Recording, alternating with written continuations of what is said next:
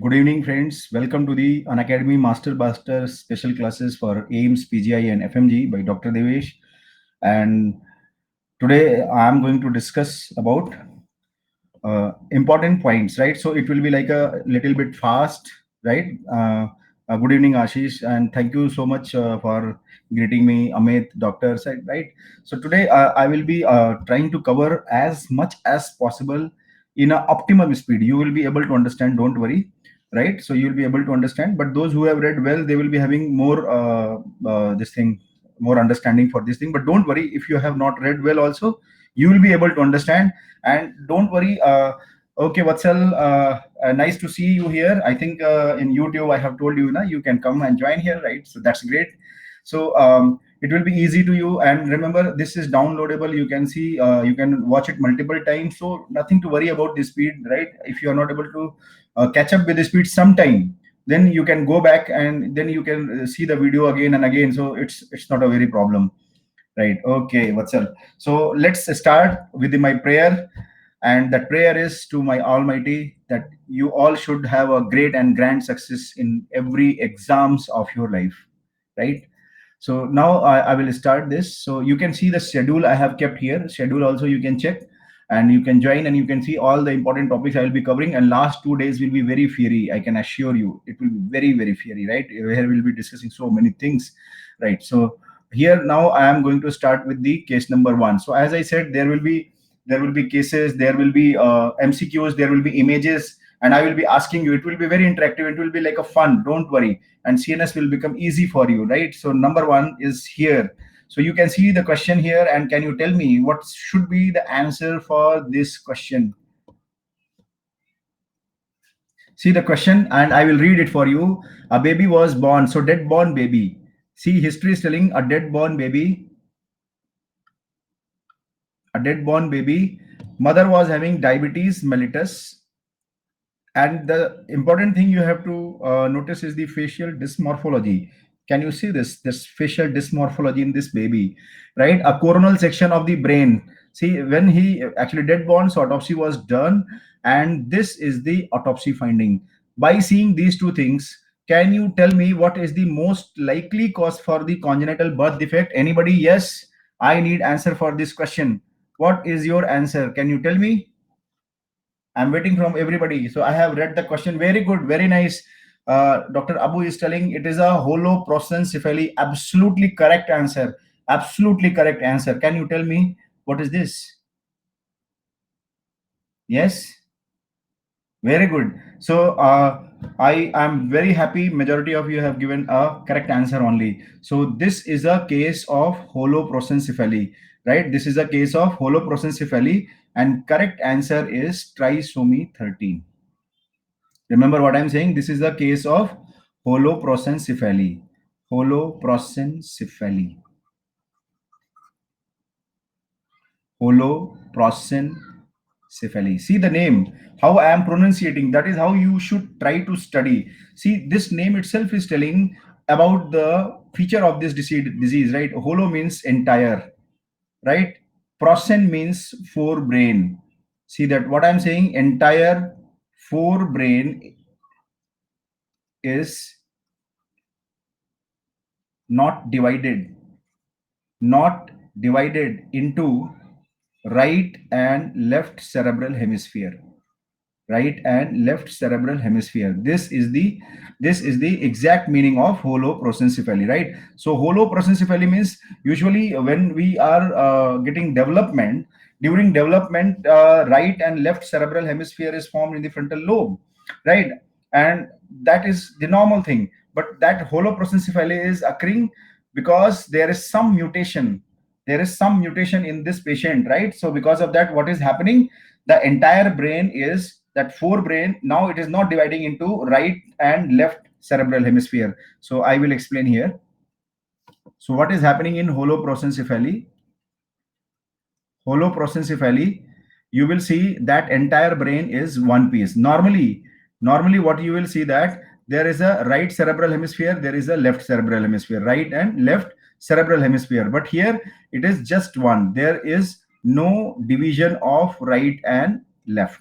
So because of that, Because of that, when you will see the autopsy of this patient, this baby, what you will see that there is a only one ventricle.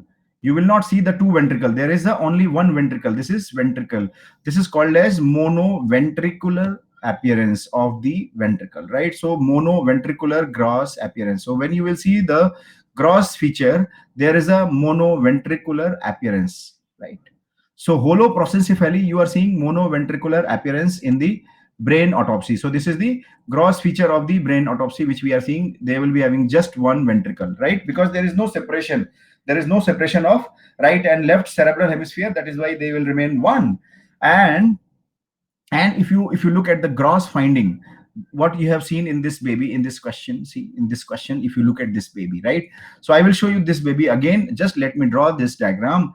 It's a representative diagram which I'm trying to draw here. This baby will be having only one eye because the midline structure in the face and neck area will be not having proper development. So he is having only one eye, right? Mouth will be also ill developed and nose will be also ill developed. So all the entire, you can see that midline structures are not developed. Midline structures are not developed. So this kind of baby where you are seeing only one eye, nose and mouth are not developed, this is called as cyclopia. This is called as cyclopia. Remember, this cyclopia is associated with holoprosencephaly. This is very important, right? So cyclopia patient will be having holoprosencephaly. And what is the reason why there is a holoprosencephaly, right? Why there is a holoprosencephaly? That is also one important MCQ which examiner had asked in NEET exam. Not exactly the same question, but that essence was asked, right? This is because of SHH gene mutation. This is because of SHH gene mutation. So remember, holoprosencephaly or cyclopia is due to SHH gene mutation. What is SHH? Sonic hedgehog gene mutation. Sonic hedgehog. So this is the full form, Sonic hedgehog gene mutation, right? So sonic hedgehog gene mutation is the reason for the development of holoprosencephaly. Can you tell me what is the function of whole sonic hedgehog gene? That was the question. That was the question in NEET PG exam. Remember, it is a morphogenetic gene, right? So as you can see that it will help in morphogenesis of the embryo. So this is morphogenesis gene. And second important function is they are required for patterning of limbs. Remember, patterning of limbs and development of midline structures in head, face, and neck areas, right? So these are the three important functions of the sonic hedgehog gene mutation, sonic hedgehog gene, right? So remember, these are very important points. Examiner in AIIMS, they are fond of morphogenetic genes. Remember my words. Wherever you are reading morphogenetic genes, remember my words. Wherever you are reading morphogenetic genes, read it very carefully. Very old exam in AIIMS, they had asked about Hox gene, home box. This is also called as home box gene. This is also a example of morphogenetic gene, right? This was the very old question which was repeated in NEET PG 2017. And after that, they had asked the question about the sonic hedgehog gene, right? So sonic hedgehog gene is basically for midline development, right? So what you have to focus here, midline development of the head, face, and neck.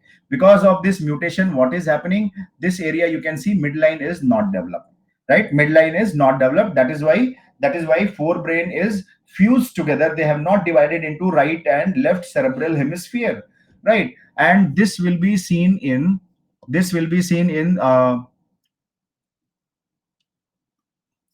so this is the baby. You can see midline structure is defective. You can see here it is eye like a demon. You can see nose are not developed. Here you can see mouth is also not developed. So overall, what you are observing that what is affected here, this midline structure is affected. Why midline structure is affected? Because of SH gene mutation, right?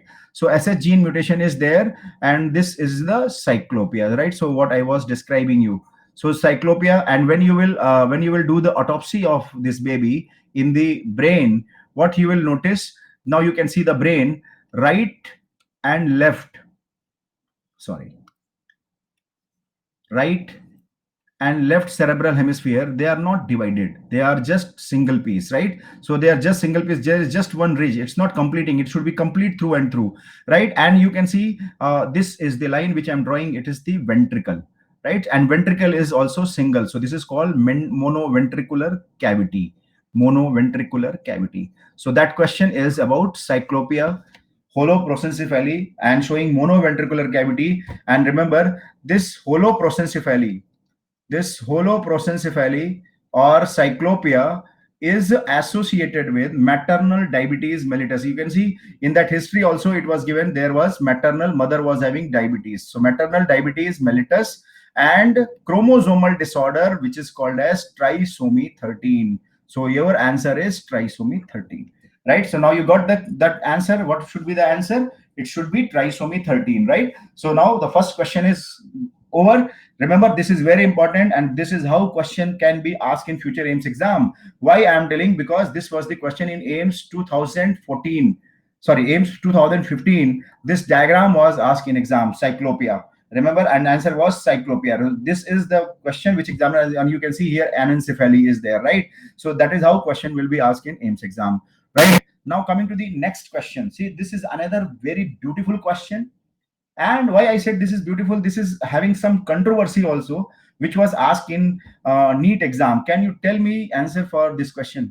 Question is, I will read it for you. Histopathology, 9-year-old boy with brain tumor is shown here. So this is the histopathology of 9-year-old boy, right? So history, what we are getting, very nice, very good. Abu, you are telling correct answer. It's a pilocytic astrocytoma, right? So can you tell me what are these eosinophilic structure? Can you tell me what are these eosinophilic structures? What are these eosinophilic structure? Can you tell me? Anybody? Very nice. Jiten is telling it is a Rosenthal fiber. Absolutely correct. So these are Rosenthal fibers. These are Rosenthal fibers. Right? And the question is most likely, what is this? What is this made up of? Rosenthal fiber is made up of. The question is Rosenthal fiber is made up of. So Rosenthal fiber is made up of, yes, very good. Answer will be GFAP, right? So your answer should be, correct answer is GFAP, glial fibrillary acidic protein, right? Answer is glial fibrillary acidic protein. See what I have written here. What I have written here, all four, right? All four are example of intermediate filament. All four are example of intermediate filament, right? What we have to understand, GFAP is intermediate filament of the glial cell. So I'm writing where they will be seen, right? Cytokeratin. Cytokeratin is intermediate filament of epithelial tumors or epithelial cells, right? So epithelial means carcinomas and all you will be seeing. Very good. Desmin is for the skeletal muscle. Desmin is for the skeletal muscle, and neurofilament is for the neurons, right? So now we are seeing these are the four important thing, right? Now first, as I said, this 9-year-old boy, so what should be coming to your mind? See, when there is a history of 9-year-old boy, so it's a pediatric tumor, right? What is the most common pediatric tumor you will think about it? So most common overall, when you will think about most common overall pediatric brain tumor, so most common overall pediatric brain tumor is juvenile pilocytic astrocytoma, which is a benign tumor. Remember, it is a juvenile pilocytic astrocytoma. So it is a juvenile pilocytic astrocytoma. Juvenile pilocytic astrocytoma. Remember this feature which I am showing you here, this pink color structure. This pink structure which I'm showing you here, these are described as a worm like. See, it is looking like a worm because it is worm like, or you can say cork screw like eosinophilic structure. Cork screw, these are the two perfect description. Cork screw like, and how is the appearance? It is eosinophilic, right? So worm like or cork screw like eosinophilic structure is the Rosenthal fiber, right? So this is the description for the Rosenthal fibers, right? And Rosenthal fibers, they are made up of glial fibrillary acidic protein, glial fibrillary acidic protein.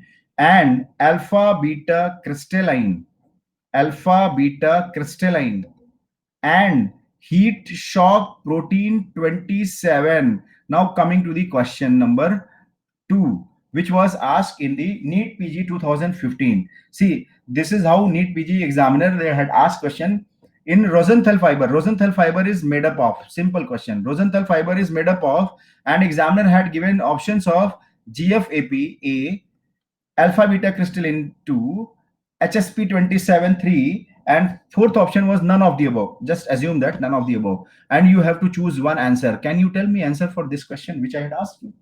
Rosenthal fiber is made up of. So what examiner is asking, try to understand. All three are present. So yes, very good. Examiner is asking which is the primary one, which is the most important one. See, these names are mentioned in Robbins. That is why examiner they ask such kind of questions. So remember this point. GFAP is the most common or most important constituent of Rosenthal fiber, right? So this point should be clear.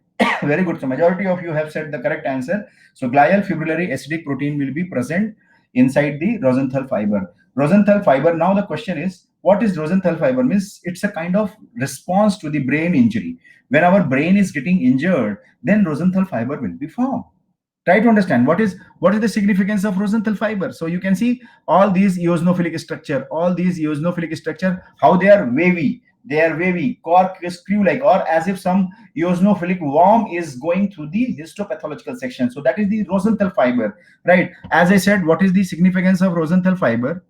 Rosenthal fiber is, remember what I'm writing here, Rosenthal fiber is seen in brain injuries, right? Brain injuries. So what kind of brain injury it can be? It can be because of tumor, like I have shown you, juvenile pilocytic astrocytoma, or it can be seen in inflammation also. Remember, this can be seen in inflammation also, which is called as gliosis. In brain it is called as gliosis because brain is having glial cells. So this is very important to understand. In older AIMS exam, Karthik, in trauma also you can see if there is inflammation, because trauma will breach the continuity and there will be some inflammation. So yes, you can find in trauma also, but very specifically I should say that inflammation and juvenile pilocytic astrocytoma will be right answer, right? So Rosenthal fiber is present in juvenile pilocytic astrocytoma. This is the older AIMS question, right? That was the statement. Juvenile pilocytic astrocytoma will be having Rosenthal fiber in the tumor astrocytic tumor cells, in the astrocytic tumor cells. So what will be the future question? Future question will be Rosenthal fibers are seen in juvenile pilocytic astrocytoma, gliosis, or both of the above, right? So that is how you can solve. So this question is completely about the understanding of the identification of the Rosenthal fiber. Cork, screw like, worm like, eosinophilic, hypereosinophilic structure in a brain. You should think about the Rosenthal fiber, and they are made up of glial fibrillary acidic protein, which is the intermediate filament. Along with this, other proteins can be also present, but they are not the major protein. Remember, who is the major protein? Major protein is GFAP. That was the NEET question, and that is why I framed this question, right? So this is about GFAP. Now come to the next question. This is another important MCQ, and I desperately want answer from you. Can you tell me what should be right answer for this question? Commonest cause of intracerebral hemorrhage. What will be the most common cause of intracerebral hemorrhage? Anybody? Very good.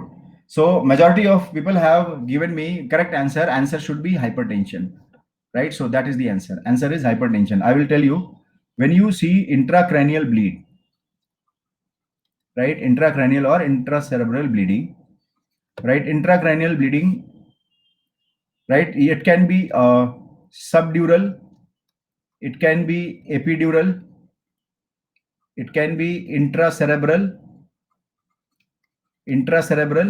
and it can be subarachnoid hemorrhage. Just I will briefly tell you, right? I'm not going much detail into this, right? My question is, this is the NEET PG question also, right? And quite frequently asked in exam. Intracranial bleed, what is the most common cause? Can you tell me what is the most common cause of the intracranial bleed? Can you tell me what should be the most common cause of the intracranial bleed? Trauma, hypertension, intracerebral. Okay, rest. I will tell you. Tell me, what is the most common cause of the subarachnoid hemorrhage? Can you tell me what is the most common cause of subarachnoid hemorrhage? Answer is trauma, right? So first most common is trauma. Second most common is rupture of the Berry's aneurysm, right? Rupture of the Berry's aneurysm, right? So it is trauma which is the most common. And remember what kind of trauma it is? Physical trauma, right? It's a physical trauma. Now come to the intracerebral hemorrhage. What is the most common cause of intracerebral hemorrhage? What is the most common cause of intracerebral hemorrhage? Just now I had asked in this question. So most common cause of intracerebral hemorrhage is hypertension, right? Hypertension is because of which trauma? Emotional trauma. Try to understand what I am telling you, right? Emotional trauma. And what I have told you here, it is a physical trauma. So can you tell me which is most common kind of trauma you will see in this world? Can now you can easily tell what is the most common trauma? Emotional trauma. So what is the most common bleeding? Intracerebral bleeding is the most common intracranial bleeding. Remember this point. Intracerebral is the most common intracranial bleeding. Intracerebral is the most common intracranial bleeding. And most common cause for intracerebral hemorrhage is the hypertension. And this hypertension will have hemorrhage into which area? That was again AIMS question in the basal ganglia.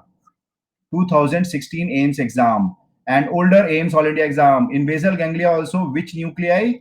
It is putamen, right? It is putamen, right? So very good. So majority of you, oh my God, Abdul is telling putamen, then it is thalamus, then it is cerebellum. My goodness, you are having so in-depth knowledge about the medicine, right? So I don't have that much knowledge, but I just know this much, that basal ganglia is most commonly affected, and in that also putamen is most commonly affected, right? So this is about the most common intracerebral, most common cause of intracerebral bleeding. Remember, when we talk about most common cause of intracranial bleeding, your answer should be intracerebral hemorrhage, right? Because it is due to hypertension, and hypertension is more common.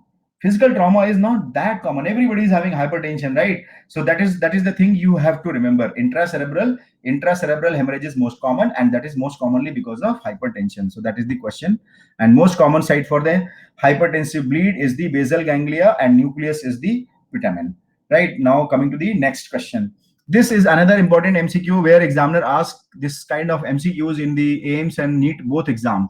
Right, CSF finding has been shown here. So here I will ask you the right answer. In this CSF finding, what you are seeing, that there is an increased CSF pressure. Protein level is also increased.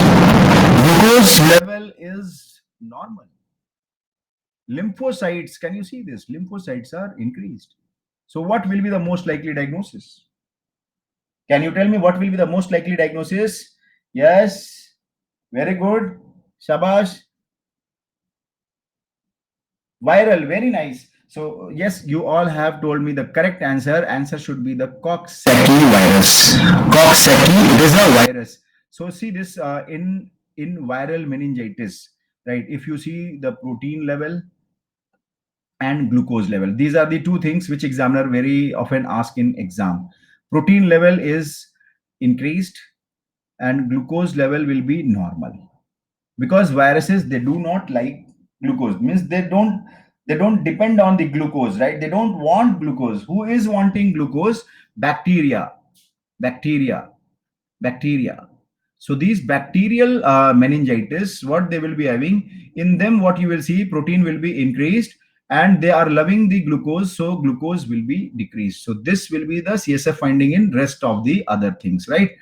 So that is how you have to identify, right? And one more extra thing which I want to tell you, see, now you can see this is seen in bacterial meningitis. So the thing is how you are going to discriminate this from the TB meningitis. TB meningitis versus bacterial meningitis. See what I'm saying, that protein will be increased here, glucose will be decreased here. Protein will be increased here, glucose will be decreased here. But what is the important thing you have to understand?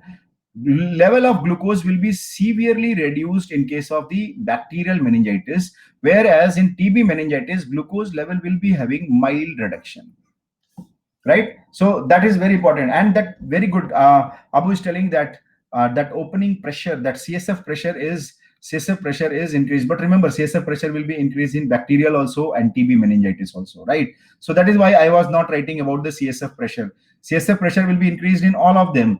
The only thing is CSF pressure will be maximally increased in case of TB meningitis. This is another important MCQ which had been asked earlier. TB meningitis, remember this, very good. Pratyush is telling cobweb formation, right? Cobweb formation will be seen in TB meningitis. Remember, cobweb coagulum, right? Cobweb coagulum is formed in TB meningitis because of the fibrin clot. Remember, this is another important MCQ.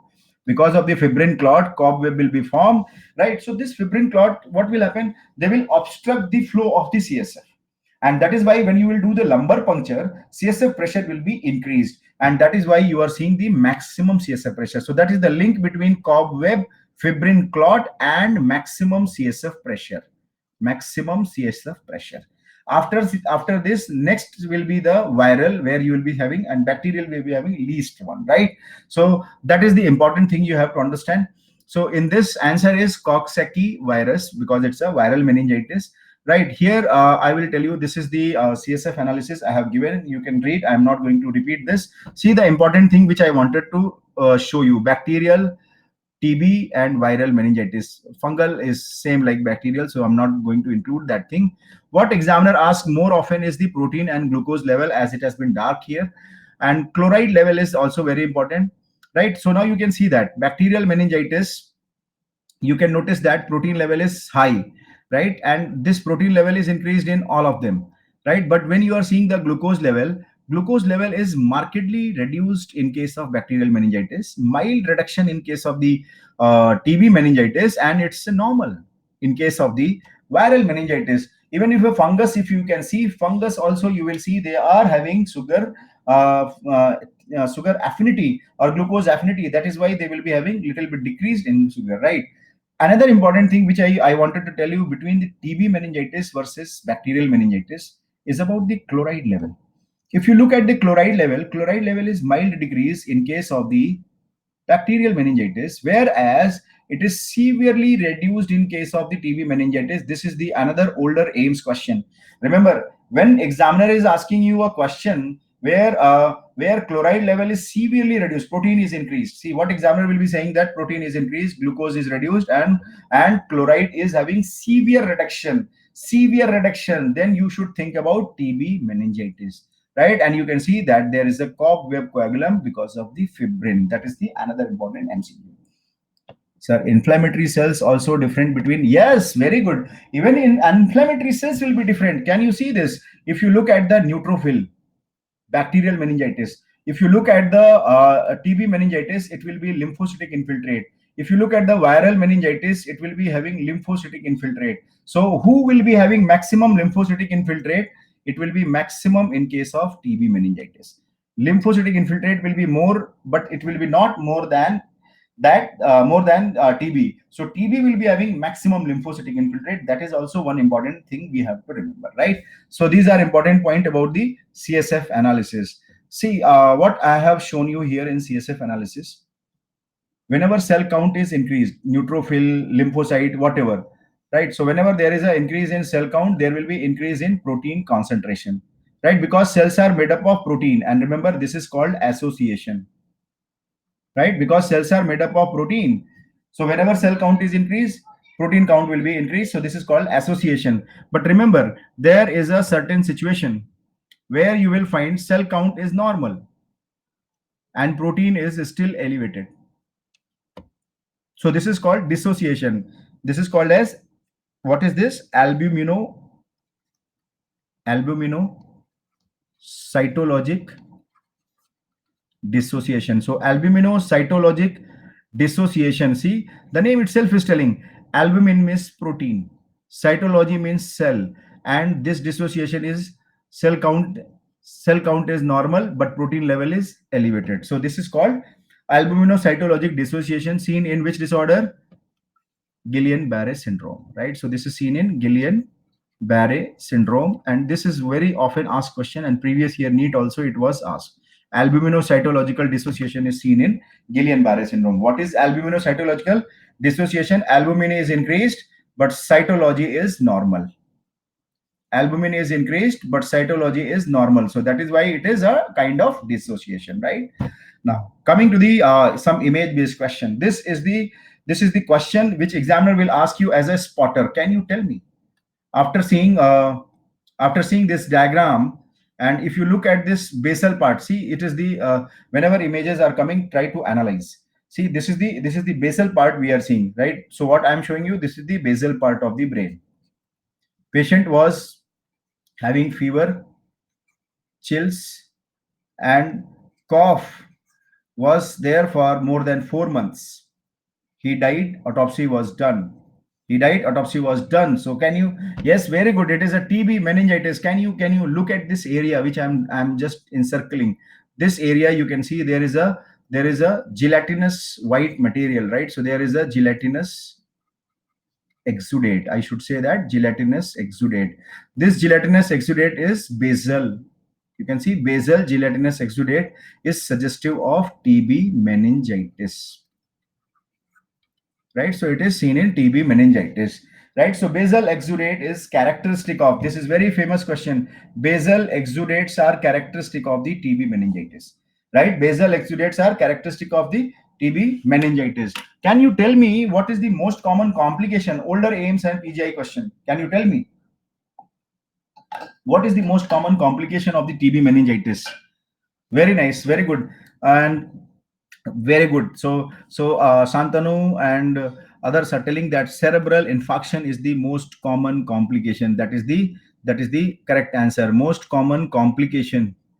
This is the All India and AIMS question. Most common complication of the TB meningitis is the cerebral infarction, right? Cerebral infarction. Remember, this is very common, right? Why it is common? Just I will show you a logic.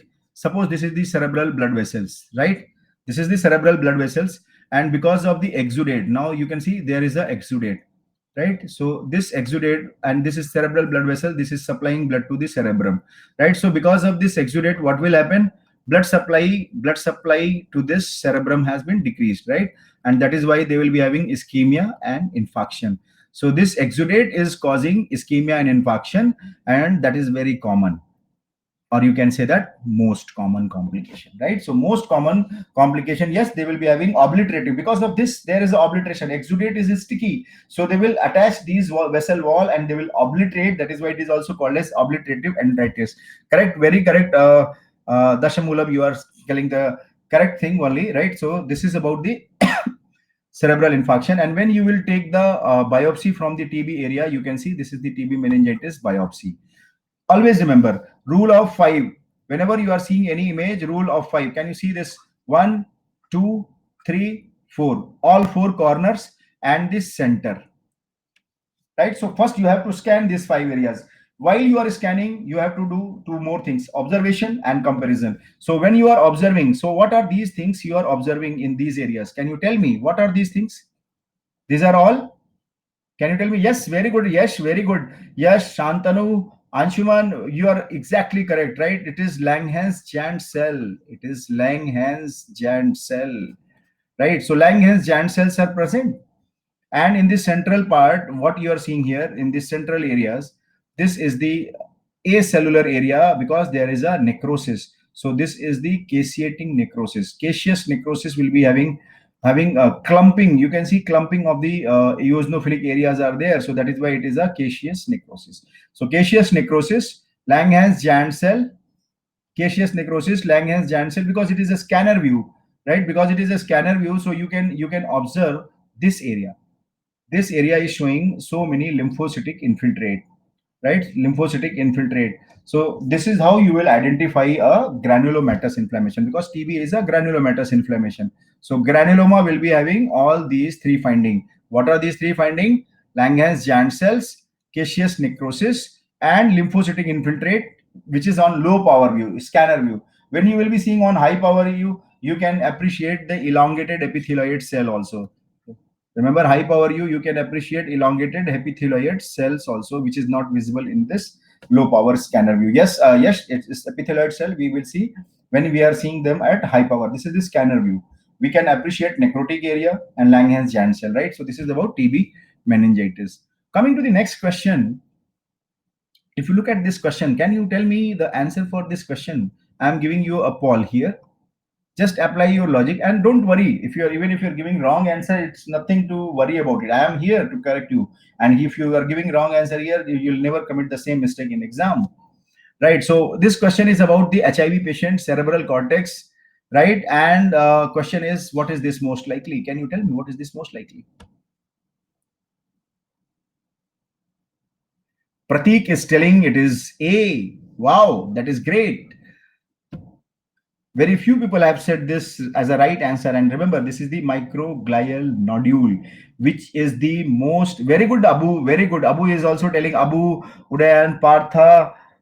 You are all telling the correct answer. Santanu, Vishnupriya, Pratik, all are telling the microglial nodule. So that is the fantastic answer. So what is this? This is the microglial nodule. So I'm coming to this diagram, right? This is the HIV encephalitis, as I have told you in this question, right? In HIV encephalitis, what is the characteristic thing? They will be involving, see, in HIV encephalitis is also called as AIDS dementia complex. Remember, the examiner had asked this question in older AIMS exam. AIDS dementia complex, right? So what happens in AIDS dementia complex? Cortex will be spared. Remember, cortex will be normal or spared. Who will be affected? Subcortical area will be affected. Subcortical area will be affected, right? So this is important point for the AIDS dementia complex, right? What is characteristic of AIDS dementia complex? Cortex will be spared, subcortical areas will be affected. And what is that affection? What is that problem? Problem is inflammation, as you can see in this biopsy. So in this biopsy, you can see, if you look at this area and focus on this one, this is a big nodule. This is a big nodule. See, it's a brain, and brain phagocytic function is done by microglial cell. So microglial cells are accumulated here. And when you are observing, can you notice? Can you notice all these things? Can you notice this green structure which I am marking? Can you notice all these green structure? What are these things? Can you tell me? Easy to say that. What are these things? Easy to identify. Can you say? Anybody can tell me this green structure which I had? Yes. Very good. These are the multinucleated giant cell. These are the multinucleated giant cell. Multinucleated giant cell, which is consisting microglial cell, which is consisting of microglial cell. So multinucleated giant cell, which is containing microglial cell, this entire combination is called as microglial nodule. Microglial nodule. Microglial nodule is the most characteristic histological finding in the HIV encephalitis. Remember, this is another important neat question. Most characteristic feature of HIV encephalitis is the microglial nodule. What is microglial nodule? These are the microglial cells and multinucleated giant cell. Microglial cells forming multinucleated giant cell. I again repeat, microglial cells forming multinucleated giant cell. As you can see here, these are all multinucleated giant cell. And you know what is this? This is the blood vessel. So microglial nodule is perivascular in location. So that is the another important hint you are seeing here. So perivascular microglial nodules are there. Yes, is altering, sir. Elongated cell at 3 o'clock is elongated cell at 3 o'clock, right? So you are asking this one. Yes, this is again a microglial cell only, right? These are the microglial cell in the process of formation of the giant cell, right?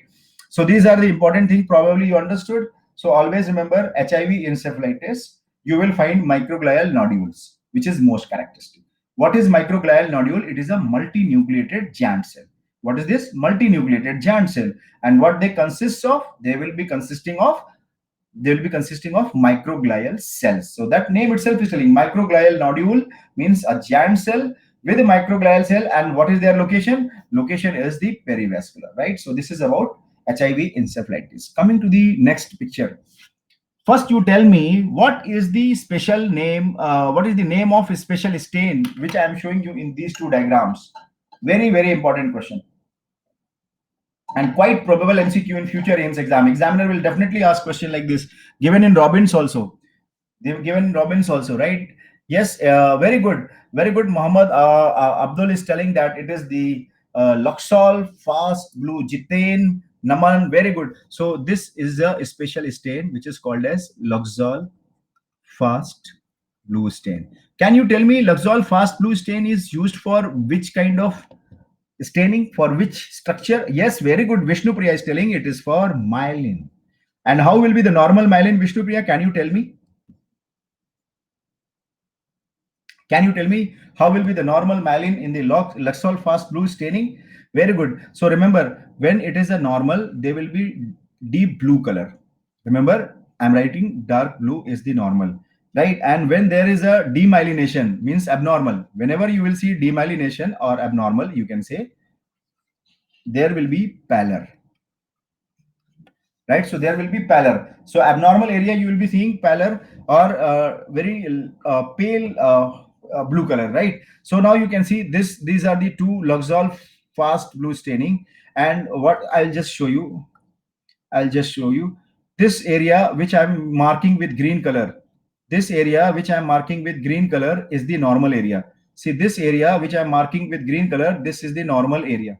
This is the normal area, right? Now I am going to mark with the which color will be visible.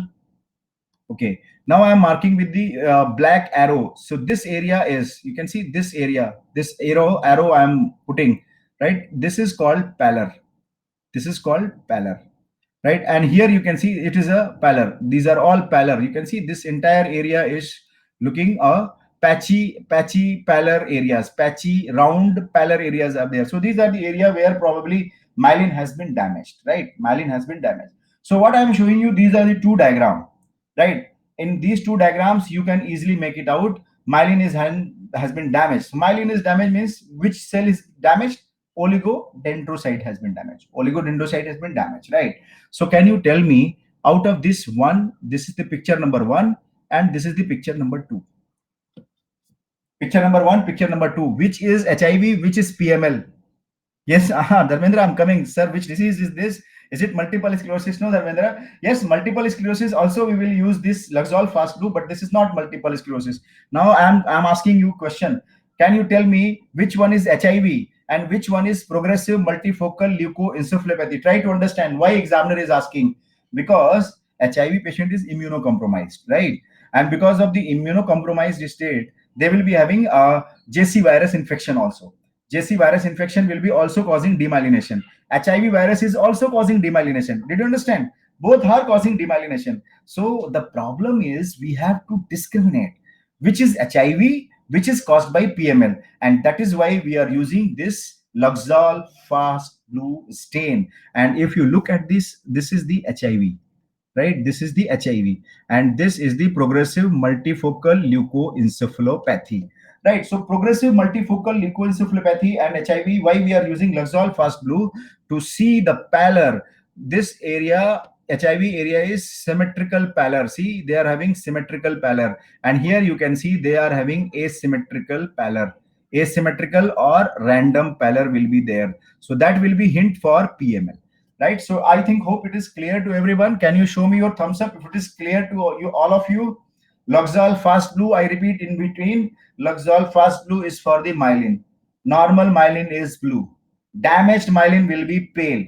And if you are using this Luxol fast blue to discriminate HIV versus progressive multifocal leukoencephalopathy, HIV patient will be having symmetrical damage of the oligodendrocyte or myelin, right? That is why symmetrical pallor is there on Luxol fast blue staining, whereas PML will be having asymmetrical or random pallor, right? So this is how you discriminate this. Thank you for all your thumbs up and all your encouraging signs, right? So I am showing you here, this is the same thing, same diagram I am showing you. This is the HIV patient and you are seeing the symmetrical pallor here, symmetrical pallor here.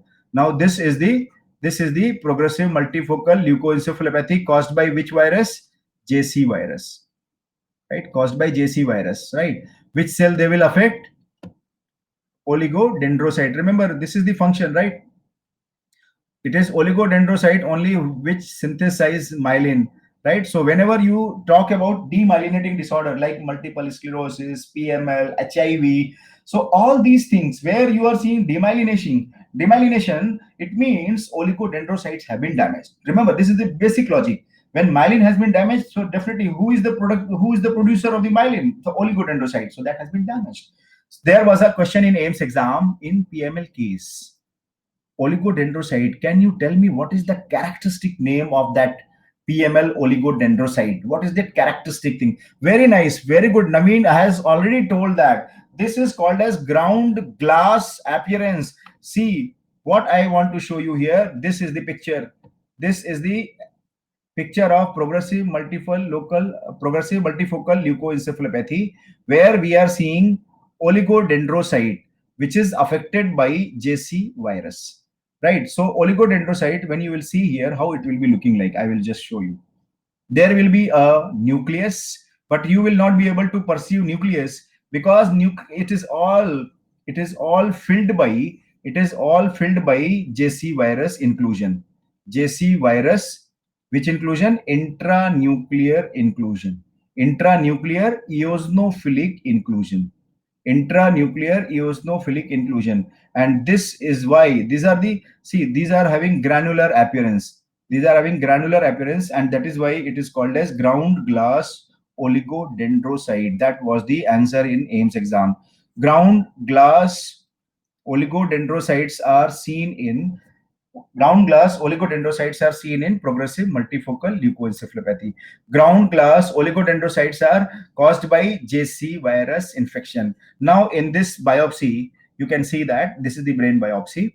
Now, I am focusing those areas. You can see these 4 cells which I am marking, right? So these 4 cells which I have marked in green color, this is the ground glass oligodendrocyte, right? So this is the ground glass oligodendrocyte which you are seeing here, right? So ground glass oligodendrocytes, what you are seeing, you will be seeing a oligodendrocyte. Nucleus is having viral inclusion. Because of that viral inclusion, they will be granular and eosinophilic. Remember, pink, not basophilic. It's a pink color, right? So it is PML, and PML is a. So now you understood what is PML. It's a demyelinating disorder.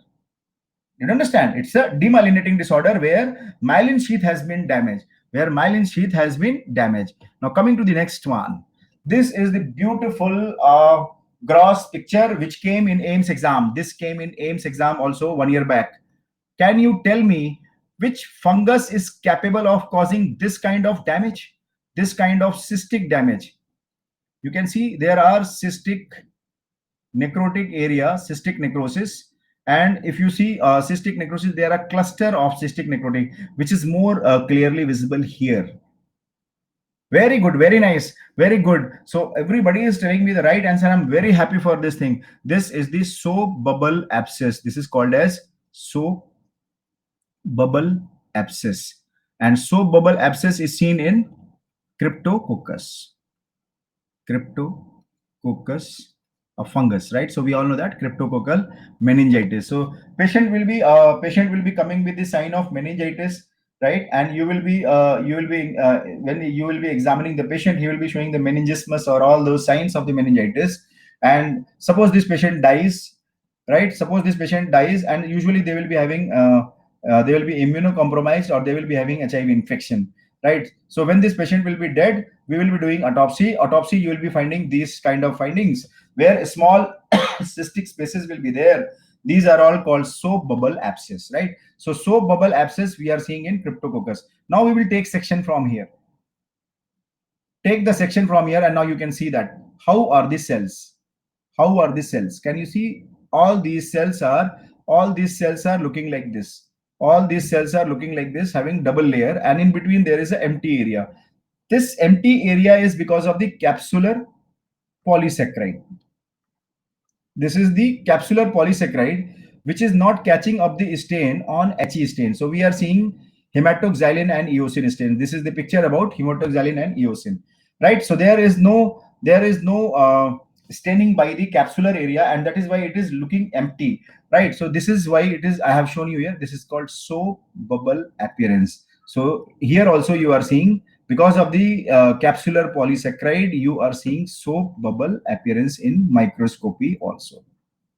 So what I am showing you here, gross examination also you can see soap bubble appearance, right? And microscopic examination also you can see soap bubble appearance. The problem is this kind of appearance can be seen in artifact things also. It can be due to artifact also, right?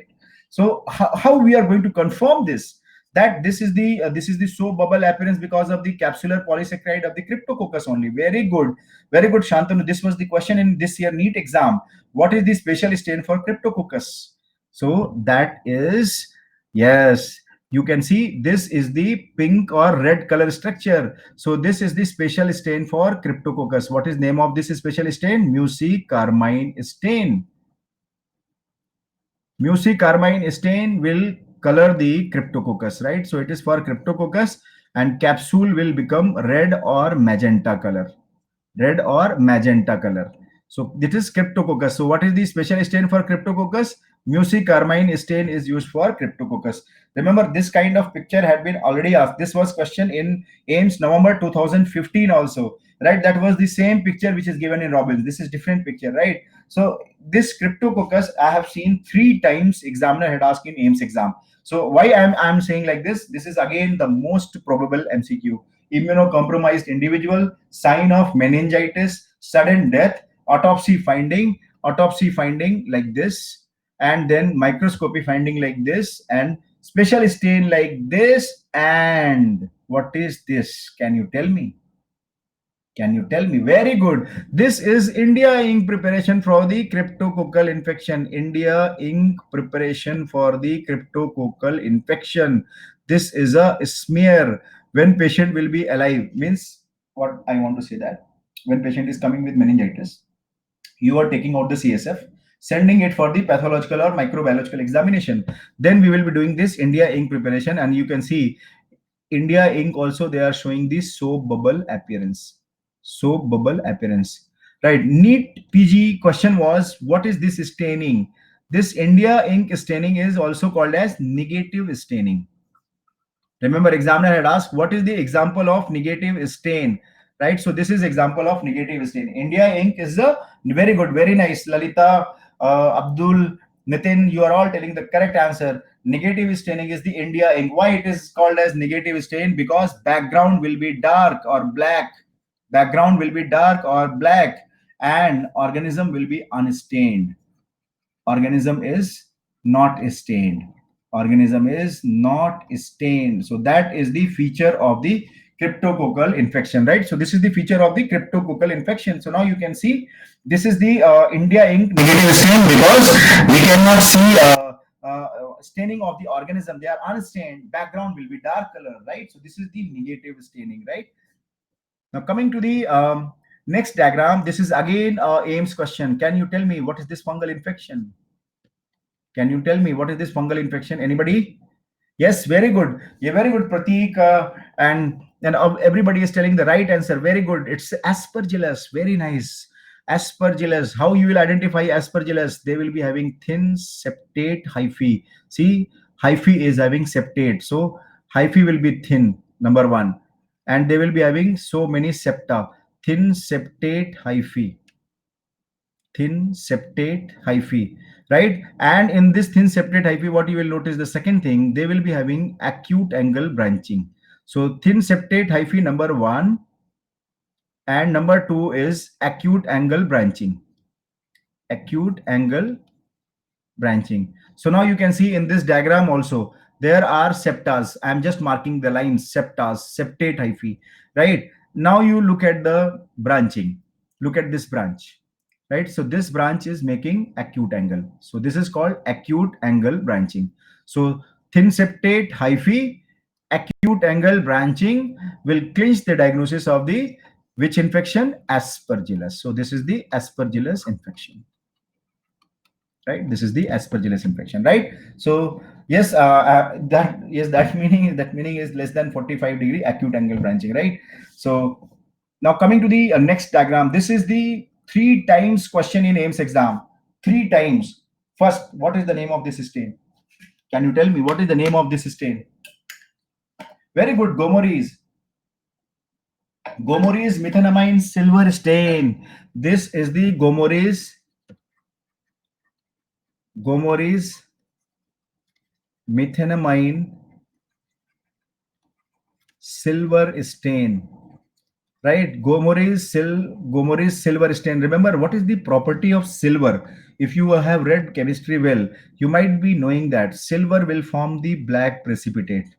silver will form the black precipitate when they are exposed to the light, right? When they are very good, when they are exposed to the light, they will be forming the black precipitate, right? So Gomory's methanamine silver stain is used for the fungal infection, used for the identification of the fungal hyphae. AIMS exam question was, I'm giving you one true false type of statement, which was the AIMS question, right? Gomory's methanamine silver stain fungal hyphae will be green. Yes or no? Fungal hyphae will be green. Please think about it. Fungal hyphae is green. Green is the background. Green is the background. Fungal hyphae will absorb the silver. Absorb the silver. And what will be the color? Black color. Right? So fungal hyphae will be black in color, black or dark in color. Right? So that point we have to keep in mind. So Gomori silver methanamine stain, because they contain silver, right? And as we all know that silver will be oxidized and they will form the black precipitate. So this silver of the stain will be absorbed by the fungal hyphae. That is why when you will see them under the light microscope, these fungal hyphae will become prominent in a black color or dark color, right? Now the question in AIMS 2017 was the same diagram was asked, and examiner asked, what is the diagnosis of this fungal infection? Can you tell me? Just look at this one. How is the branching? Can you see the septa? Okay, if we are not able to see the septa, but definitely we can appreciate the branching. Can you see the branching? Can you see the branching? Can you see the branching? How is the angle? Acute angle branching. Very good. So this is the aspergillus. There should be no confusion. Look at the branching if you are not able to see the septa, because it will be all dark color. But if you look at the branching, see, this is the acute angle branching. See, this is the acute angle branching. See, this is the acute angle. So it is full of branching, right? These are all acute angle branching. So this is the aspergillus infection, right? So this is the aspergillus infection. So Gomori silver methanamine stain is for the fungi, and fungus will be black. And when you are finding this kind of acute angle branching, this is the aspergillus infection. Now look at this one. Can you tell me what is the diagnosis of this fungus? Very good, very nice. So this is the another important thing, and you can focus on this structure. Now you can see how is the hyphae. You can see hyphae are aseptate. So we are seeing aseptate hyphae, right? We are seeing aseptate hyphae. And in this aseptate hyphae, if you look at the branching, can you see the branching? How is the branching? It is not acute angle, it is perpendicular branching, right? So aseptate hyphae with perpendicular branching, is suggestive of mucormycosis, right? So this is mucormycosis, right? So that is how you will identify mucormycosis. Sir, image is not changing, showing same again. No, image is changing. Maya, I think your internet speed will be slow. Just refresh it. I think it will be corrected, because I think it's not a problem for others. And for me also, it is not any problem. Is it problem for other people also? Can you show me a thumbs up if not a problem?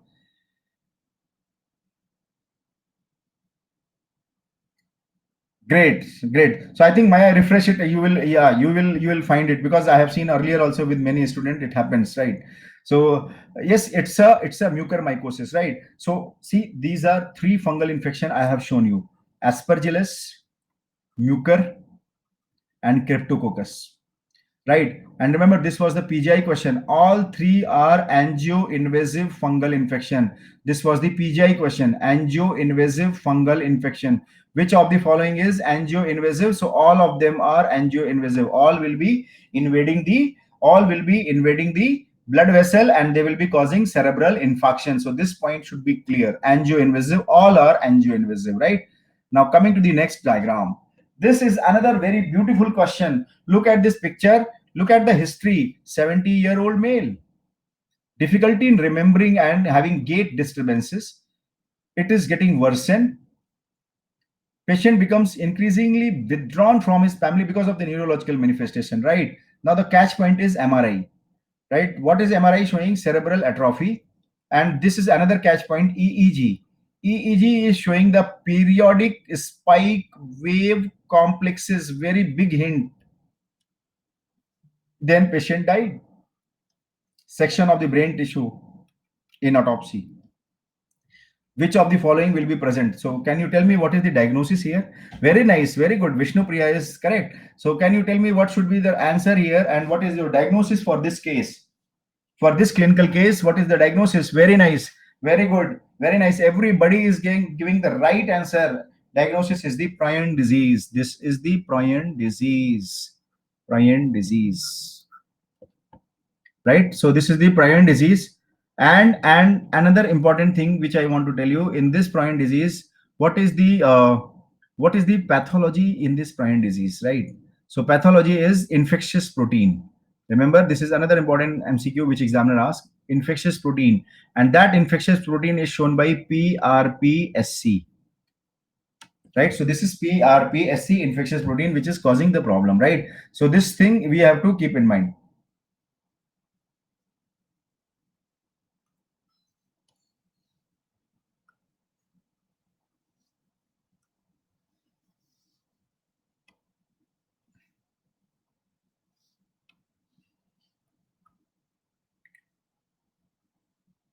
Right. So these are important point about the prion disease, which we are seeing here. So see, this AA is for the secondary amyloidosis. A beta is for the Alzheimer disease, right? AL is for the plasma cell disorders. So these are all amyloid. And now the answer is APRPSC, right? So this is for the prion disease, which we are seeing here. Right. So as I told you, prion disease, see this is now the bigger picture where you can appreciate something. What I want to tell you before that,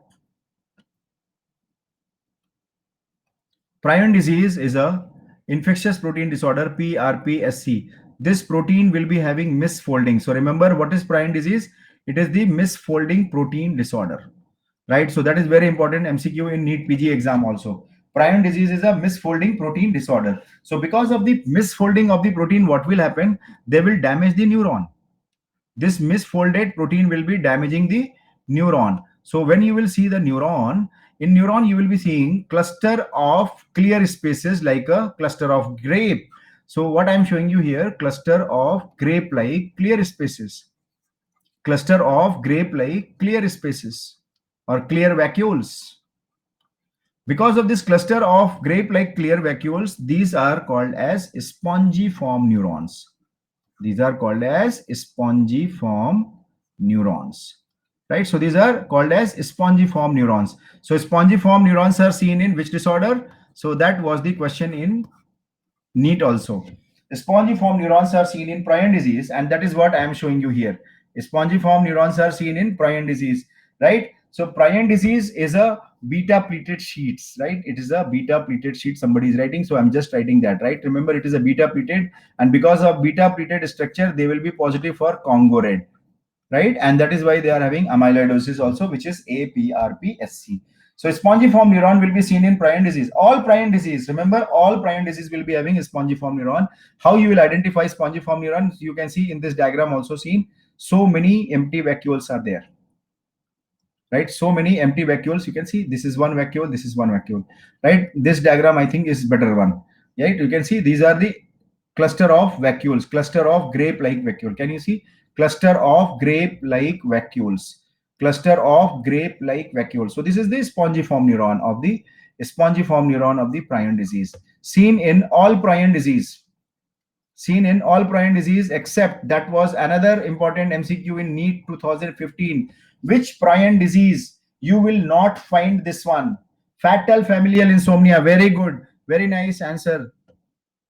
Naman is telling that it is not seen in fatal. So remember, fatal familial insomnia, right? Fatal familial insomnia, there will be no spongiform neuron, right? So that is the spongiform neuron. So this kind of history is very characteristic. Remember, what examiner has given history is the cerebral atrophy and periodic spike wave complexes. That things are very characteristic, and once you see this kind of histopathology, there should be no doubt, right? So what is prion disease? Infectious protein disorder, infectious protein disorder. And what is happening to the protein? Misfolding. Because of misfolding, what is happening? They are causing damage of the neuron. So because of the cytoplasm is damaged, they are showing cluster of grape-like clear vacuoles, and that is why it is called as spongiform neuron. Spongiform neuron will be seen in all prion disease except for the fatal familial insomnia. That was the NEET PG question, right? So this is about prion disease. So it's clear. Now we'll move to the next one. See, this is the, what is this? Can you tell me what is this neuron? Why I have kept this diagram? Why I have kept this diagram? Because many students, they confuse spongiform neuron from the ballooned neuron. See, compare this neuron is the normal neuron, right? These are all normal neuron. But now look at this neuron. Look at this neuron. How is this neuron? It's a very big. How is this neuron? It's a very big. How is this neuron? It's a very big. So these are called as ballooned neurons, right? Spongiform neurons are having vacuoles. Ballooned neurons are swollen neurons. Swollen neurons. Where you will see this? Where you will see this? Very good, Pratik. It will be seen in Pick's disease. It will be seen in Pick's disease, right? So Pick's disease will be showing the ballooned neurons, right? So I kept it just to make you understand that balloon neurons and spongiform neuron both are different things. Spongiform neuron is seen in prion disease and balloon neurons are seen in Pick's disease, right? Now come to this question. This was the question in this NEET exam also. And this was the question in NIMHANS exam 2017. Which apolipoprotein is responsible for Alzheimer's disease? Can you tell me what should be the answer for here? Yes, very good. So everybody is giving me the right answer. That is apolipoprotein epsilon E4 is the risk for the Alzheimer's disease. And remember, this is having a strongest risk. This is having a strongest risk for which type of Alzheimer's disease? Familial type of Alzheimer's disease. So familial Alzheimer's disease is having a strongest association. Remember, this can be the future question language. Strongest association is with which of the following gene? That is apolipoprotein epsilon 4, right? Apolipoprotein epsilon 4. Now come to this another important MCQ from the same disorder, Alzheimer's disease. You can see here history is very clear. 74-year-old female wanders away from the nursing home, dies in a pedestrian motor vehicle accident as silver stained section. See, it is silver staining. You can see the black color structure, right? Autopsy reveals numerous lesions of the cerebral cortex because Alzheimer's disease is a cerebral cortical areas disorder, right? And shown in this image, can you tell me which is the best term to describe this pathological finding? Can you tell me the answer for this question? Easy question, damn easy question. If you have attended my question, my class, you might be knowing this earlier also. I have discussed in the central revision course, right? So yes, very good. It's a neurofibrillary tangle. It's a neurofibrillary tangle. See, granulovacular degeneration is also seen in Alzheimer's disease. Neurofibrillary tangle is also seen in Alzheimer's disease. Spongiform encephalopathy, just now we have discussed. Lewy bodies are seen in Parkinson's disease, right? So now we are seeing this is the Alzheimer's disease, and this sperm-like structure. How we describe? We will describe like this: sperm-like or spiral cork-like structure. So sperm-like or spiral structure, which we are seeing here in the dark color, this is called as neurofibrillary tangle, right? So neurofibrillary tangle, I am showing you, this is the histopathology. When you are seeing the HE section of the neurofibrillary tangle, how you are going to describe them? Neurofibrillary tangles are like this. This is the neuron, and neurofibrillary tangle will be like a flame. So flame-like appearance. So neurofibrillary tangles are described like a flame-like appearance, right? And this is the nucleus. So very good, very nice, Hrithwik. You are telling the flame-like appearance. So it's a flame-like appearance you are seeing in this neuron. And initially, what will happen? Neurofibrillary tangle. What is neurofibrillary tangle? Neurofibrillary tangle is made up of tau protein, right? They are made up of tau protein. So these flame-like structures are actually tau protein, which has been hyperphosphorylated, right? After the damage of the neuron, see, when you are talking about the neurofibrillary tangle, initially, how is the location? How is the location of neurofibrillary tangle? They are intracellular, right? After the neuronal damage, they will become extracellular. So when they will become extracellular, it will be difficult to discriminate them from the surrounding brain tissue. This is the brain tissue, and this is the neurofibrillary tangle, right? So that time we will face the problem to discriminate this from the surrounding brain tissue. So now you need a special silver stain to stain this neurofibrillary tangle, and this special silver stain is called as Bielsko-Vasky stain. Bielsko-Vasky stain is a silver stain. So that name which I have mentioned here, that is Bielsko-Vasky stain. This was the question in NIMHANS exam. What stain we are using to identify neurofibrillary tangle? What stain we are using to identify neurofibrillary tangle? And answer was Bielsko-Vasky stain, right? So Bielsko-Vasky stain is used for identification of the neurofibrillary tangle, right? So it's clear. Now I tell you one more AIMS question which was in 2012. It's old but conceptual question which I have written already. They have written one statement. Tell me this is yes or no. Neurofibrillary tangles are initially extracellular. After the neuronal damage, they will become intracellular. Yes or no?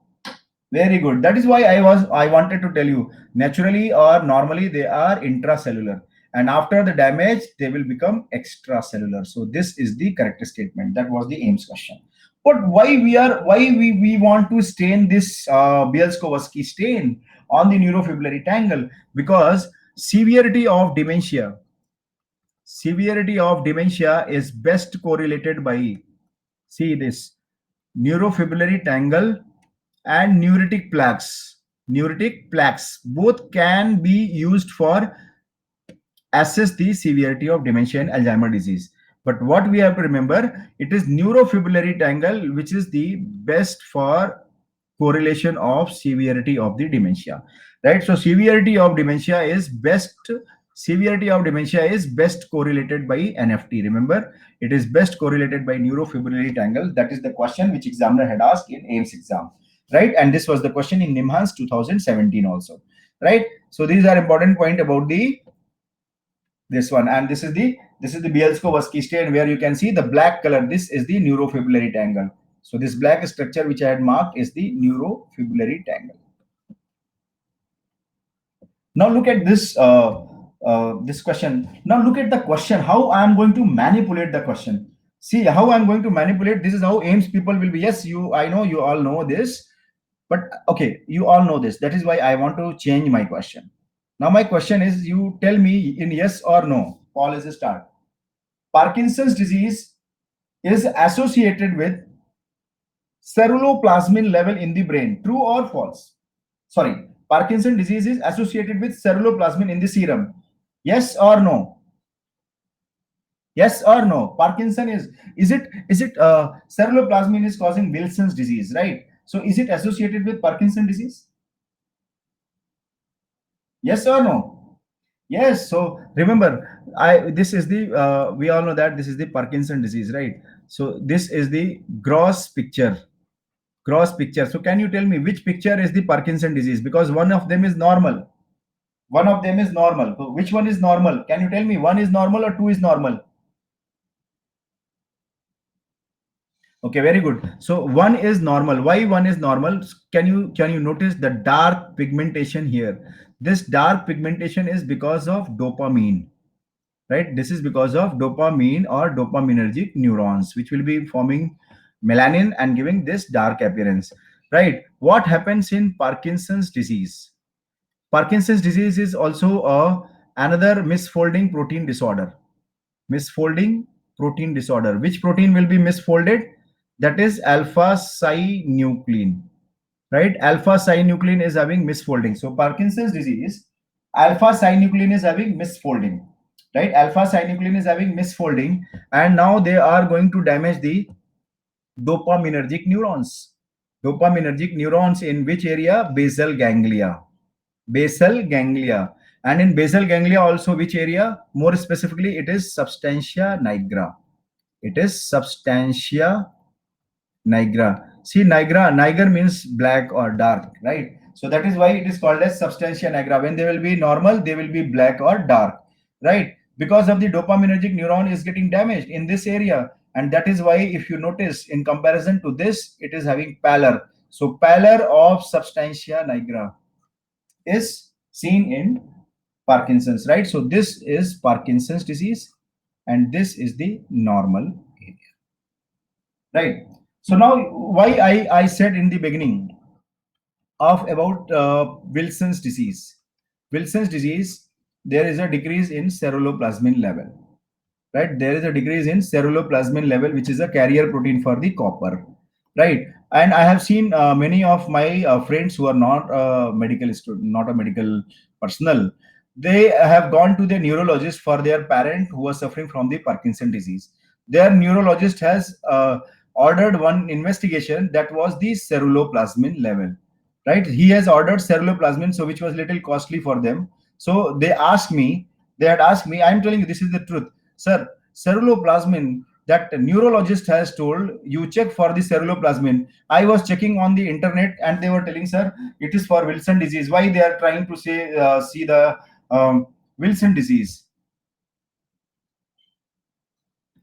Right. So yes, it's a section of the midbrain area where we are seeing the basal ganglia, right? So yes, it is a area that you are asking, Srinivas, right? So I am telling you about that thing, right? Why happens? So Wilson disease, what will happen? Wilson disease also, you will see there is a putamen will be damaged. Basal ganglia, putamen will be damaged, and they will be having cavity. Hepatolenticular cavitatory lesion will be seen in this area. So that is why neurologist is ordering ceruloplasmin, because he wanted to rule out that this Parkinson disease should not be because of the Wilson disease, right? Because remember, Wilson disease is also a very, very important risk for the development of Parkinson. The person who has developed Wilson disease, there will be damage of the putamen area or the basal ganglia, and Parkinson is also the same disorder. That is why they order this kind of test, right? Now, coming to this area where you are seeing pallor, if you take section from here, if you take section from here for the microscopic examination, this will be the microscopic examination. This will be the microscopic examination. So again, I'm showing you Parkinson disease, and in this Parkinson disease, look at this neuron. In this neuron, you can see there is a eosinophilic structure and halo around them. Eosinophilic structure with halo. This is characteristic of Levy body, right? So this is characteristic of Levy body. So Levy body are seen in Parkinson disease, right? Correct. And how you will identify? These are eosinophilic concentric area with halo around them. That is the catch point, right? So can you tell me what is this Levy body made up of? That is the another important MCQ. Levy body. So Levy body is what made up of? You can see from the pathogenesis. Misfolding of the protein. Which protein? Alpha synuclein, which is causing damage. So this alpha synuclein is forming Levy body. So what is Levy body? It is alpha synuclein, right? So that is how question will be asked in your exam, right? So here just one important point we have to remember, that influenza pandemic is associated with which disorder? That is the Parkinson disease, right? In 1918, in year 1918, there was influenza pandemic, which is associated, which is one of the reason for the development of Parkinson disease that time. So examiner may ask this kind of question also if it is a neat type of DNB type of MCQ, right? See, this is the another neuron. This is the another neuron with eosinophilic inclusion. Can you see here? There is a eosinophilic inclusion, but in this eosinophilic inclusion, there is no halo. So when you find no halo, see, then what you will say, that it is a very good. This is the cytoplasmic Negri bodies. These are the cytoplasmic Negri bodies seen in rabies encephalitis. Rabies. So rabies will be showing eosinophilic inclusion. So that is why I wanted to show you both things, because when you will go through the Robbins, you will be getting confused how to identify rabies and how to discriminate from the Parkinson disease. So Parkinson, you will be having halo. Halo is the catch point. Whereas in rabies, there will be no halo. That is how you will differentiate Negri body from the Levy bodies, right? So because microscopically they are resembling like each other, that is why I wanted to explain like this. Now look at this perfect tumor of the brain. Can you tell me what is this tumor? 2-week history of the seizure, right? This is the history. and CT scan is showing that left cerebral hemisphere was involved and left frontoparietal craniotomy is performed. The actually this history is, along with this microscopic examination, it becomes very specific. So can you tell me what is this? Anybody? Anybody? Can you tell me this? Naveen, this is not true palisading. No, it's not true palisading. It's not true palisading. So can we? Very good, very nice. Komal is telling it is the glioblastoma. So majority of you are telling the correct answer. It is the glioblastoma multiforme, right? This is the picture of glioblastoma multiforme, right? Glioblastoma multiforme. In short, we write most common site. Number one, we have to remember this is the most common primary malignant brain tumor. Most common primary malignant brain tumor in adult. That is the question in NEET exam. Most common primary malignancy of the adult brain is the glioblastoma, right? Number one. Second, what is the most common site? Right? As you can see here, it has been mentioned frontoparietal craniotomy. So most common site for this is the frontal lobe.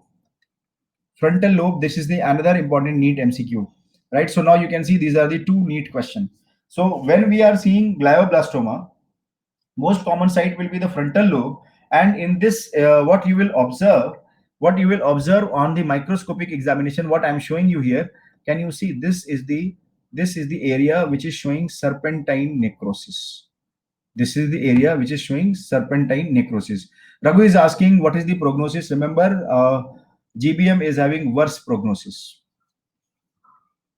Worse prognosis. Remember, this patient will not survive more than 6 months, right? So they are having worse prognosis, right? So in this diagram, I want what I'm showing you. This is the area where you can see eosinophilic area is visible, right? So what I am showing you here is the serpentine necrotic area, right?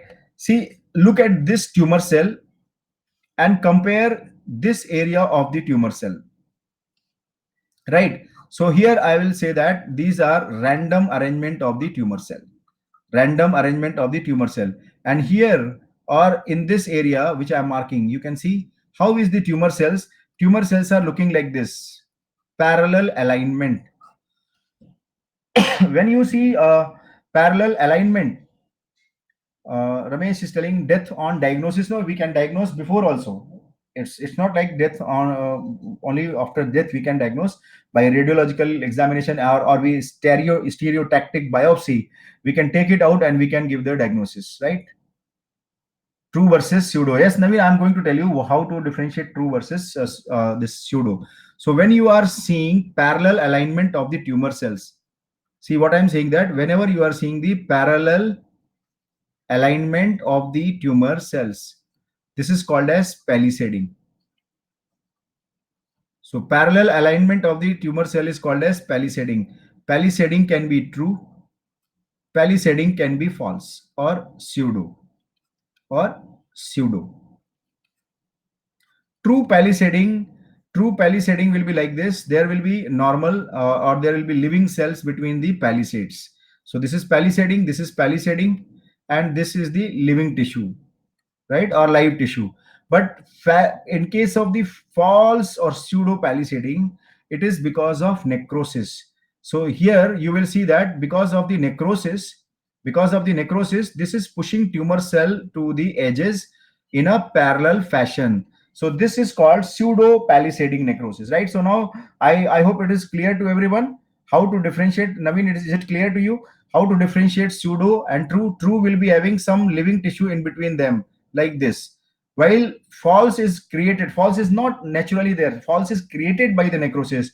False is created by the necrosis, right? So this pseudo palisading necrosis is seen in glioblastoma. So what I'm showing you here, it is a pseudo palisading necrosis. Pseudo palisading. So pseudo palisading is seen in glioblastoma multiforme. So can you give me one example where you will see the true palisading? Anybody? True palisading will be, yes, very good, schwannoma, very nice. Schwannoma in the brain and in the skin, very good. Dr. Ramesh is telling basal cell carcinoma, very nice. So in skin, basal cell carcinoma will be showing diagnostic palisading, right? So remember this point. This is the glioblastoma multiforme, a hemorrhagic and vascular tumor. Hemorrhagic and vascular tumor where you will be seeing the peripheral palisading, palisading, and that palisading is the pseudo palisading. True palisading you will see in schwannoma, which I will show you in the end. Right. So what I am showing you here, because in this picture, schwannoma, you will see true palisading. Oligodendroglioma, I will explain you now, and meningioma, I will tell you in the letter. You will be seeing psammoma bodies, which will be characteristic here, right? Right. Now I want to tell you about the oligodendroglioma. This is the another important future question which examiner may ask in exam. Uh, in basal, true or see, I have written true palisading. Remember, Paul, it will be true palisading in the basal cell carcinoma. It is not pseudo palisading. When you will see, when I will show you the derma, when I will be teaching the derma path, that day I will show you basal cell carcinoma also, and you will see that is clear cut the line. That is not because of the necrosis. That is the alignment of the basal layer of the epidermis, right? So that is true palisading, right? Here I want to tell you about the Here I want to tell you about the oligodendroglioma, which I'm showing you here, right? Look at the oligodendroglioma. Usually it is seen in 40 to 50 years of the age group. Mostly they will be involving white matter of the cerebral cortex, right? This tumor will be having calcification, right? This tumor will be having calcification on the cross examination as well as microscopic examination, right? That is the important point I am telling you. Oligodendroglioma, they will be having more affinity for the white matter. They will be having calcification. So can you tell me, in this diagram, are you seeing any calcified area? Anybody, can you notice this? Can you notice this area which is looking dense basophilic structure? So this dense basophilic structure is the calcification. So now I am going to tell you what are the characteristics. There are three characteristic finding in oligodendroglioma tumor on histopathological examination. Right, calcification is not characteristic. What I am showing you, can you see all these are lumen? Can you see all these are lumen? And you can see this lumen, and between this lumen there is a faint area. Then again this lumen. So these are all the capillaries, and we describe this as a anastomosing capillaries within tumor mass. Anastomosing. This is called anastomosing capillaries, right? So we can see anastomosing capillaries are there. So these are all anastomosing capillaries. Number one finding you will see in the oligodendroglioma, right? So first you focus on this one. When you will be seeing this scanner view, you will be seeing there is a anastomosing capillary. So these are all blood vessels. A lumen with RBC is the blood vessel, right? Now coming to the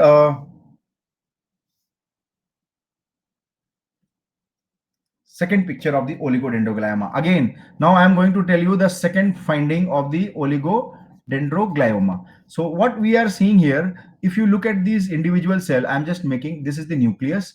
Sorry, this is the cell, and there is a nucleus and there is a halo around this, right? So there is a cell where you will see the nucleus and there will be halo around them. So this is called fried egg tumor cell.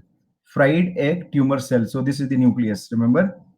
Perinuclear halo will be present. So cell is like this, and there is a perinuclear halo like this. So this is why it is called as fried egg appearance, right? So number one, anastomosing capillary. Number two, fried egg appearance, which we are seeing abundantly here. All these cells, you can see all these cells are looking fried egg appearance, right?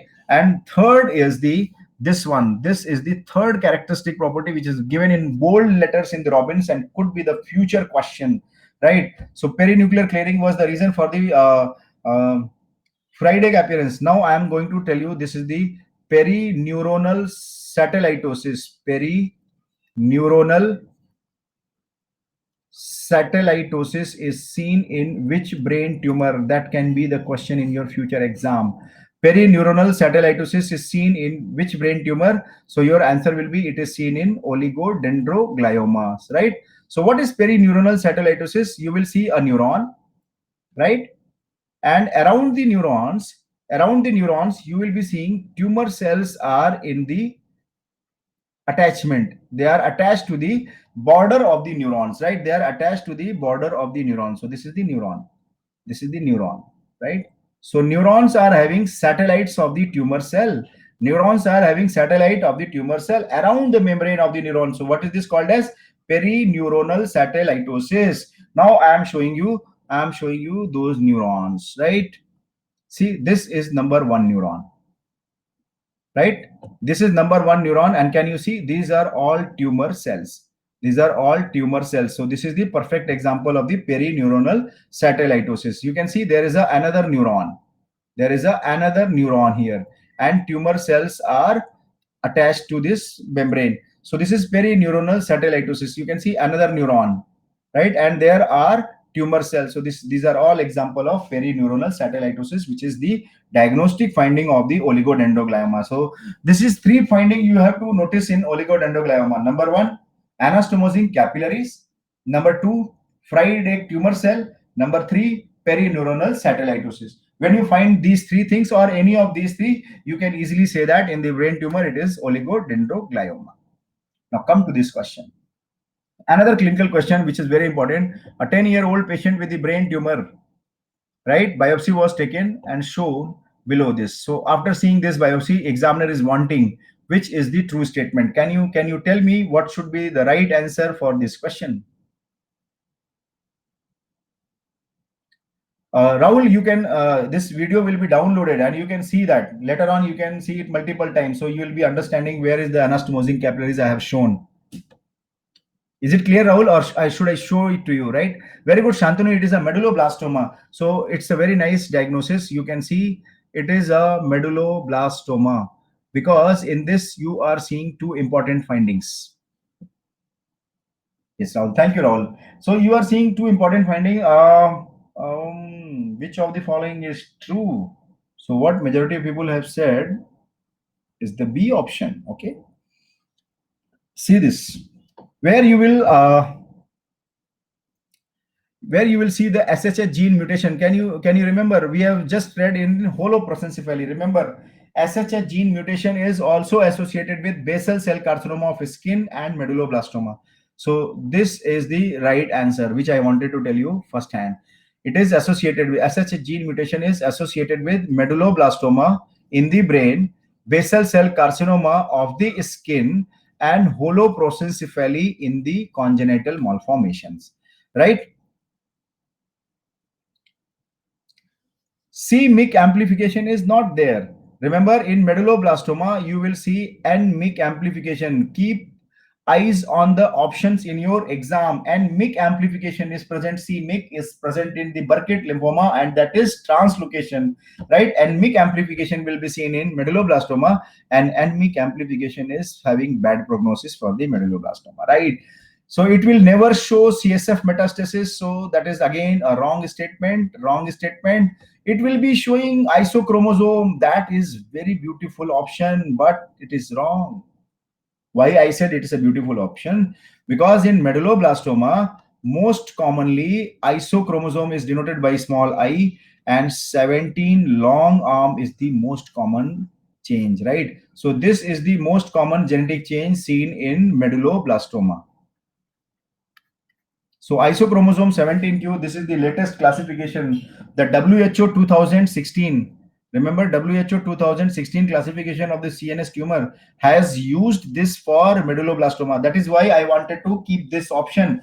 Can be your future question in NIMANS exam. Which brain tumor is having isochromosome 17q mutation for the classification of the tumor? And answer will be medulloblastoma.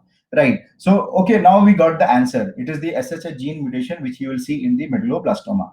Now, the question is how you will identify, means what you are seeing in this medulloblastoma diagram. See this, what you are seeing here, these are all small, round, blue cell tumors. So, number one, you are seeing numerous small, round, blue cell tumor. A small, round, blue cell tumor is a common terminology which will be seen in many tumors. It can be seen in NHL also, like Burkitt lymphoma. It can be seen in medulloblastoma, which we are discussing. It can be seen in Ewing sarcoma. Ewing sarcoma. It can be seen in the small cell cancer of the lung. Small cell cancer of the lung. So all are differential diagnosis of the small round blue cell tumor, right? A small round blue cell tumor. This is the question in PGI exam. Remember, this is the question in PGI. PGI people, they are fond of this kind of MCQ. Remember, a small round blue cell tumor, which of the following tumor will be having a small round blue cell tumor? That is how they will be asking, right? And now we can see in these areas, which I am marking, this area is the neuron and tumor cells are surrounding here, right? So like this is the area and tumor cells are surrounding like this. So what is this called as? What is this called as? This is called as, yes, rosette, right? So this is called as rosette. So when you are seeing a central area and tumor cells are surrounding them, these are called as rosette. In rosette also, you will see there are two types: true rosette and pseudo rosette. True and pseudo rosette. When it is having empty area, when this central part is empty, and tumor cells are surrounding them, this is called true rosette. When you see a central part is made up of certain substances or blood vessel or stroma, and tumor cells are surrounding them, this is called pseudo, right? So I will give you an example of the true rosette. True rosette is seen in retinoblastoma. True rosette is seen in retinoblastoma, which is also known as Flexner-Winter-Steiner true rosette. Flexner-Winter-Steiner true rosette, right? So Flexner-Winter-Steiner true rosette will be there, right? Whereas pseudo rosettes can be seen in, so I'm writing here, pseudo rosettes can be seen in neuroblastoma, medulloblastoma, right? So neuroblastoma and medulloblastoma, which we are seeing here, you can see these are the Schwannomian stroma, right? So in this you are seeing the Schwannomian stroma and tumor cells are surrounding them. So that is why these are the pseudo rosette, and these pseudo rosettes are called as Homer-Wright pseudo rosettes. Homer-Wright pseudo rosette. So Homer-Wright pseudo rosettes are seen in neuroblastoma and medulloblastoma both. So now what we are seeing here, there are two important findings we have to note down. Number one, a small round blue cell tumor, and number two, Homer-Wright pseudo rosettes, right? So these are the Schwannomian stroma. This light pink areas are the Schwannomian stromas, right? So that is the substance. Schwannomian stroma is there. That is why it is called as pseudo rosette. If it would have been empty space as we see in the retinoblastoma, that will be called as true rosette, right? So this is the medulloblastoma. Now we got the answer. I just wanted to show you, this is the latest classification, right? According to WHO 2016. And in this, you can see what are the four groups of the medulloblastoma. See, this is the molecular classification of the medulloblastoma. 1, 2, 3, 4.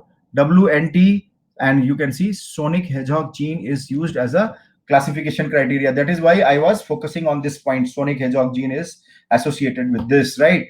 And now if you remember, when I was telling you, this is the NMYC amplification. NMYC amplification will be there, right? So sonic hedgehog gene mutation, you will be seeing NMYC amplification, right? Group 3 is non-WNT, non-sonic hedgehog gene. So here also you will see NMYC amplification, and this is having worse prognosis, and they are having association with isochromosome number 17 long arm. So can you see this isochromosome 17 long arm is there, right? In that option it was short arm. So that is why I said during exam time you have to be very careful, right? You have to be very careful. And you can see isochromosome 17q is also present in the group 4 medulloblastoma. So these are 4 groups of the medulloblastoma according to the WHO, right? So that is what I wanted to tell you. These are the important things which I had marked, which you should keep on reading before going to the exam. Now come to this question: histopathology of the patient with retrobulbar mass. It is the same AIMS question which had been asked previous year. So can you identify this tumor? Very nice, very good. So this is the schwannoma. This is the schwannoma, right? So oligodendroglioma and medulloblastoma we have discussed, right? Meningioma we will discuss later on. Means after this, not later on. So we have got the answer. What is schwannoma? Schwannoma is the tumor of the earth cranial nerve, and they are most commonly arising from the inferior This is the controversial question. Inferior vestibular branch. Inferior vestibular branch. Right. So inferior vestibular branch is most commonly affected by the schwannoma. Right. So what we have to understand here, when you will take the biopsy from this tumor, what are the finding you will notice? Right. So what are the finding you are seeing here? Now I am showing you this is the area. Now I am showing you this is the area which is having hypercellularity. Right. So I just wanted to show you this hypercellular area is called as Antony A. Right. So remember, this is hypercellular area. Hypercellular area is Antony A. And how is the tumor arrangement? This is the parallel arrangement, right? This is the parallel arrangement. So this is the true palisading. So what we are seeing here, it is the true palisading of the tumor cells, right? Now I am showing you this second area. Right. So this second area, you can see in this second area, you are seeing the less cellularity. This is called as Antony B area. Right. This is called Antony B area, and Antony B is having decreased cellularity. Right. So this was the AIMS question. Antony A and Antony B on histopathological examination is seen in schwannoma. Right. So that is the histopathological finding of the schwannoma. Antony A is the hypercellular, Antony B is the hypocellular. Right. Now coming to the another important thing, this collection which I have shown you here in Antony A area, they are called as Verroque bodies. So Antony A area will be having this collection of the tumor cell is called as Verroque bodies. So this can be a future question in exam. Already this question had been asked in AIMS exam. Verroque bodies are seen in schwannoma. But what will be the future question? Verroque bodies are seen in schwannoma in which area? Antony A or Antony B? So that time you have to remember Antony A will be having Verroque body. This question was also asked in AIMS exam in the image picture. Question was like this: identify this area of the schwannoma. Right? Option was Antony A. Second option was Antony B. Third option was Antony A and Verroque bodies both. So exam time you have to be very careful. See, Antony A cleverly examiner kept in the first, but the C option he kept that Antony A body as well as Verroque bodies. Right? So this was the right answer. So be careful in your exam time. Right? So this is about the schwannoma. Now coming to this tumor, right? Can you tell me this? What will be this tumor? You can see here. This is the meninges, right? This is the dura mater, not meninges. I should say exactly. It is a dura mater which is forming the meningeal part. So from the dura mater, you can see tumor is arising and compressing the brain parenchyma, right? So dura mater based tumor. Whenever you see this kind of description in radiology or in histopathology, it means it is a case of meningioma, right? So it means it is a case of meningioma. Very good. So majority of you have told me the right answer. Dura mater based tumor, meningioma. And meningioma and schwannoma both are having association with NF2 gene mutation, neurofibromatosis gene mutation, which is present on chromosome number 22. Right. So this is about meningioma, and meningioma, their origin. Examiner asked this question: what is the origin of the meningioma? What is the origin of the meningioma? From which cell they will be arising? So they will be arising from the arachnoid cap cell. Remember, arachnoid cap cell. Remember the word cap, not villi. Remember the word cap, not villi, because arachnoid villi, you will see papillomas and papillary carcinomas, not the meningioma, right? And arachnoid cap cells are also called as meningothelial cells. So this is the another name of arachnoid cap cell, right? So meningothelial cells are there, they will form the tumor. And remember, this tumor have one characteristic property, that is the increased level of the progesterone receptor on their surface, right? So progesterone receptor will be increased in the meningioma. That is why meningioma is a tumor which will grow during pregnancy. Which brain tumor will grow during pregnancy? So you remember meningioma, because tumor cell will have high expression of the progesterone receptors on their surface, right? So that is why you will be seeing the tumor cells are growing in the during the pregnancy time, right? Srinivas, that was the midbrain you were asking in that thing, right? So I think that query is Clear?